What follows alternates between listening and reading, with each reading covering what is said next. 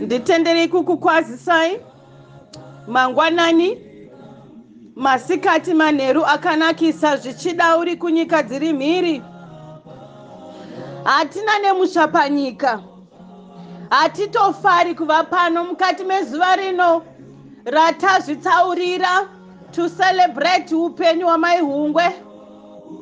Zvichitiyeuchidzawo kuti isu tiri kutevera, nekuti hatina musha panyika, tiri vapfuri, tiri vafambi muno munyika, tiri kuenda kudenga. We are sojourners. Rega nhunzi ikurangaridze munhu waMwari kuti iwe uchaora, iwe uchanhuhwa. Tine nyaya yandiri kufamba nayo, nyaya yandakabata inoti chawasarira. Chawasarira haisi nyaya yebhazi. Handisi kutaura nyaya yebhazi, ndiri kukubvunzai mhai kuti chii chamasarira. Upenyu hwanhasi hwakazara mapower cuts. Tikataura nyaya yamapower cuts tinoinzwisisa zviri nani. Magetsi anongoerekana aenda, and upenyu hwedu hwazara unexpected darkness, and we're going through dark times and trying times. Maadversities achiwanda, asi David anobva ati shoko raMwari, the word of God is the light unto my path. Mukati menguva ino Mwari dai vatibatsira tirege kupa excuses, nekuti ndine kutaura pano kuti chawasarira. Wasarirei munhu waMwari. We need the Holy Spirit mukati menguva ino, irambe ichitipa hope nesimba. And may the Lord increase our faith as we wait upon the Lord. Nekuti nyaya yekusara pane patience, pane kurindira kuri mukati.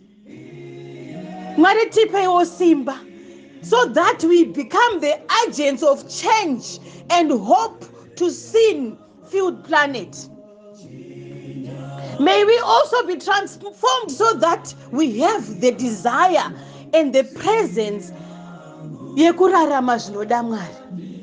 Mwari tipeiwo wisdom and power to live a holy, blameless life.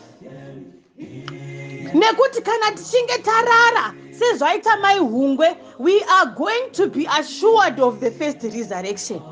Inyaya yazvokwadi kuti vazhinji munguva yekusara vamwe vanosara vachiita zvakasiyana siyana.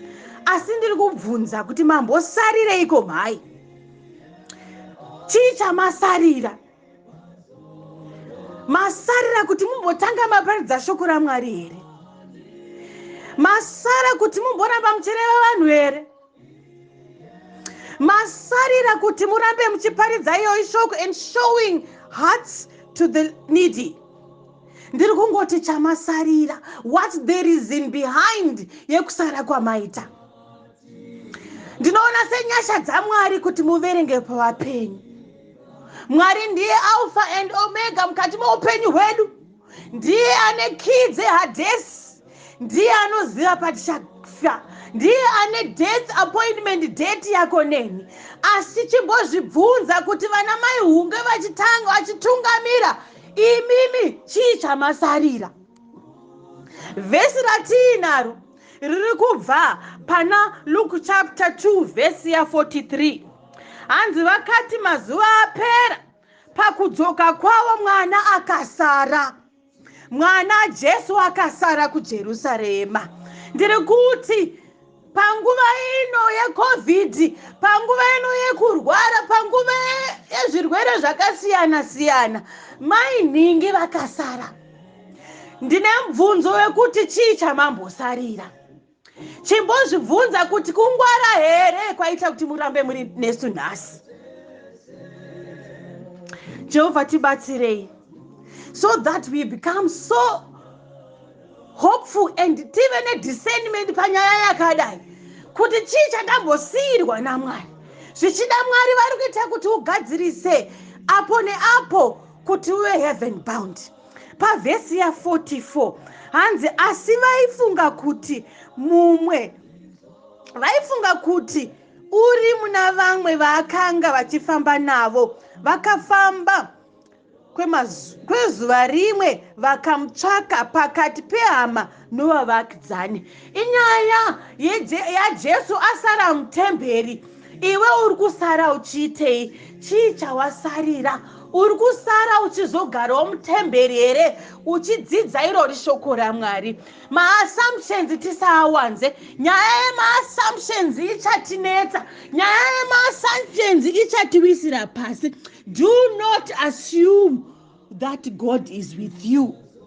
Do not assume that God will not address good and evil. Do not assume that you will go to heaven. The Bible is saying the only way to go to heaven is accepting Jesus Christ samponesi wedu. Ndiri kutaura nyaya yekuti chawasarira wasara kudaro. Tiri panyaya yaMary naJoseph paita blanda pano. Mwana Jesu asara kudaro paita blanda. Vano assume ma-assumptions tisaawanze vana vaMwari. Vaka-assume kuti Jesu vainaye asi vakanga vasina. Do not assume that you have Jesus. There was so much confusion in the city. And kwanga kwakazara. Chimbofungai makaravani. Chimbofungai mota. Pakazara. And they assumed kuti Jesu vanaye ivo vasina. Never assume kuti Mwari unaye. Nguva zhinji tichiteera Jesu takasara kudai, we are doing assumptions. Ma-assumptions achatipinza panguva yakaoma. Tiri kuti mukati mezuva ranhasi, do not work with assumptions that you have Jesus. This is a dangerous zone. Nyaya yekunamata takaungana paungano ino. Nyaya yekuenda kuchechi is not going to a club. Yakasiyana nenyaya yekusona, club yekusona. Nyaya yekunamata is a verb. It's a doing word. Saka chamasarira mhai. There must be an action. Nekuti nyaya yekunamata involves action. 2 Corinthians chapter 13 verse 5. Inovayati, examine yourself to see whether you are in the faith test. Do not realize that Christ is in you. Because menguva unogona kufunga kuti una Jesu ugoita misplace your faith and Mwari usina. If they had checked vana vaMwari, if you have checked your life, wasara kudai mai Hungwe vasisipo, you should have seen kuti Mwari hapo. They looked around. Vatanga vaona kuti Mwari havana. They started looking around. They said frantically, vakatsvaga mese, and attention yavo ika-absorb. Tiri kuti mukati menguva dzino, reflect upon this. What is absorbing your attention today? Go invite Jesus. Pawasara kudaro, chichiri kuabsorb attention yako. Vaona kuti Jesu havana. They were so much in trouble. Vakatanga kutsvaga. Inyaya yakakosha kuti wasara kudaro wozviona kuti Jesu hauna, wotanga kumutsvaga. Wamutsvaga ugomutevera, wamutevera ugomuziva. Zvine differences kuti watsvaga Jesu wasara kudaro unomuwana here, wamuwana uchamutevera here. Inyaya dzakatosiyana. Reflect upon this today. Chichiri kuabsorba nguva yako wasara kudaro. Inyaya yemasutsu eDubai here, inyaya yembatya here dziri kubva kuChina neZambia, inyaya yemushamwari here absorba time yako. Hanzi vakatanga kutsvaka Jesu. Examine yourself. Tine fruits of the spirit ari pana Galatians chapter 5 verse 22 to 23. If we are controlled by the Holy Spirit, kana tichinge takumbira kuti uripiko mweya tenzi, tinodawo mudzimu unoera utitungamire, we are going to have love. Zvichangouya automatic. Joy, peace, patience, faithfulness, gentleness, and self-control. Takamira kudaro, tasara kudaro, towana fruits of the Spirit. By the way, fruits of the Spirit has my spiritual gifts. Fruits of the Spirit, we should have all of them. Asiyana nema spiritual gifts ekuti ndinogona kuparidza asi handigona administration, ndinogona teaching asi handigone chakati. Asi nyaya fruits of the Spirit tasara kudaro tichiri vapenyu. May we invite the Holy Spirit to stay and reflect upon us. And when Mary and Joseph noticed kuti varasa Jesu, they took steps to recovery. Inyaya yakanaka kuti unokwanisa kuona kuti pano Jesu asara. Nguva zhinji taita public toilet yatinopinda tonzwa kunuhwa, asi tagara imomo tokanganwa, totanga kutotaura kana kudini, kunuhwa kuya kwapera here. Ndiri kuti vana vaMwari, church in us, we have people that are so near but so far. Wasara kudaro hauna hunu wa Judas here. Kuti uri pedyo namsiki, as you are yet so far busy doing things for God but forgetting to identify yourself in Christ. Mwari vatibatsire. Nguva zhinji Mwari vari kungotitsvaga. Nguva zhinji tiri kuita, and he came down to our level. Mwari comes down to our level so that we can connect, we can associate with him. Ndiri kuti mwana waMwari wasara kudaro, do not just sit kungoita senhanga. Ndiri kuti rise up and walk and start doing something, start to recover and do something. Nekuti tomorrow is not promised. Searching wrong places. Nguva zhinji tiri kutsvaka Mwari nzvimbo isiriyo. Tasara tiri vapenyu. We are busy searching Mwari munzvimbo isiriyo. Mwari vatibatsire. Mwari tinomuwana kunganga here? Mwari tinomuwana mubasa here mumari? Is God money? Nguva zhinji taakureplace money naMwari. Searching in wrong places. Vakatanga kutsvaga Mary na Joseph, vakatanga kutsvaga Jesu muvanhu, asi vachitosecha in wrong place. Iye anga asara kuJerusalem, anga asara mutemberi. We want to find Jesus nguva zhinji from wrong places. There are times that you need to go alone. There are times that you need a personal encounter. Check na Paul achienda ku Damascus unosangana nengrozi. Mwari tibatsirei. It took 3 days to recover zvanga zvarasika. Jehovah tibatsirei. I'm glad Jesus akawanikwa.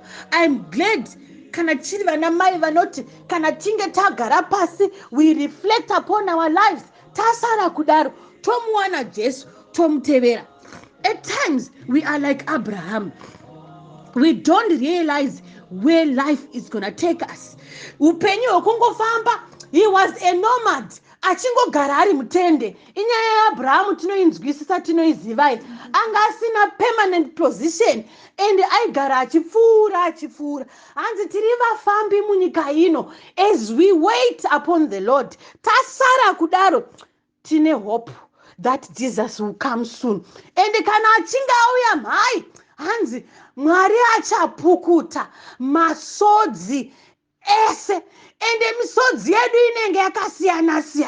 Misodzi yedu inenge ine manumber plates. Misodzi yedu inenge ichitaura zvakadzika. Zviya zvatinopa sema-silent request. Mwari tibatsirei. Mwari tibatsirei munguva ino yatararama. Hanzi naEzekiel, the bones will live again. It is not the dead only, but it's not over. Takamirira Jesu kudai. Hazvisati zvapera kusvika zvapera. Upenyu uchiita sebhuku rinenge rina main actor. Asi kunenge kuine the beginning, but kunozosvika chapter yekupedzesera. Chapter yekupedzesera yeupenyu hwako neni ndiro rufu. Asi nekuti tinoziva, tinonamata, tinonzwisisa kuti aiwaka, tinoziva kuti kune rumuko. There is rumuko waiting to those vakaita kuda kwaMwari, to those vasara vachiita kuda kwaMwari. Zvikanzi nemuimbi, ndinomira paJordani, takamira imwe nguva tichasangana namuponesi tigozoimba rwiyo.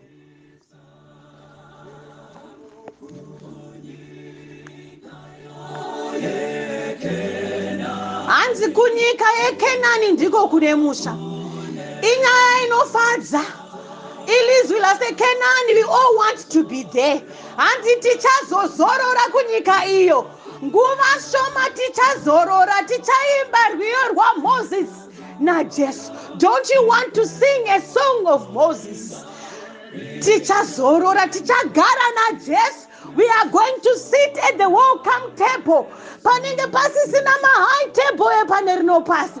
Tinenge tagara chitaura nyaya yerukuriro. Hanzi kunopenya, there is gold. Hanzi nzira dzeko dzine gold. Ndosaka mbavha dzisingadiwe kunyika yakadai. Ungazobaka gold. Hanzi uko Kristu anotonga. Tinenge tichingoimba holy, holy, holy. Hanzi hakuna nedima. Kunenge kwakazara chiedza. Jehovha ngaavongwe. Tasara kudaro. Tasara saizvozvi. Ngatizive kuti tichazorora. Muri kuitei masara mhai? Musati mafa. Chawasarira ndechekuti make your life perfect. Make your life perfect and invite the Holy Spirit. And tinopinda denga nenyasha hongu. As we need human effort. Mwari vatibatsire nguva shoma tichazorora. Tichaimba rwiyo rwaMoses. Vazhinji vedu tiri ipapapa. Kuti tichasvikako rinhiko. Vazhinji taneta pakumhanya. Zvinetso zvirimo. Majere enyika ino, majere eutano, majere evarume, majere emabasa. Tapinzwa mumajere naSatani. Chatasarira heti ndechekuti tifokase on Christ. Tisatye zviro kwazvo. Chatasarira ndechekuti tipedzise iri basa. Hanzi muka iwe Dhokasi upedzise iri basa. Jehovha tibatsirei. Inyaya inofadza kuti tichazozorora. Hatina zororo. Kana uri kufungidzira kuti tichazorora pane rino pasi, kana uri kufungidzira kuti chawasarira ndechekuzorora, aiwa mwana waMwari, moyo wako ngaufarire, ngauve busy nezvinhu zvaMwari. Time spent with God is never wasted. Jehovha akuitirei nyasha mudikani. Mwari vakubatsirei. Patiri kusara kudaro, let's be busy nezvinhu zvaMwari. Chamasarira mhai ndechekupiridzisa iri basa. Chamasarira iyi mhai ndechekuti mugadzise ukama wenyu naamwene. Chamasarira imi mhai ndechekuti mugadzirise ukama navatete. Ndechekuti mugadzise ukama nenext door. Ndechekuti muchengetedze Sabata. Chamasarira ndechekuti they still need things to be corrected. Mwari vatibatsira. Hanzi rufu rwemutendi it's a gain kuna Mwari. Mwari vatibatsire. Patiri kuchema nemhuri iyi, Mwari tipeiwo the inner peace so that tisarase tariro, ticheme netariro. Amen.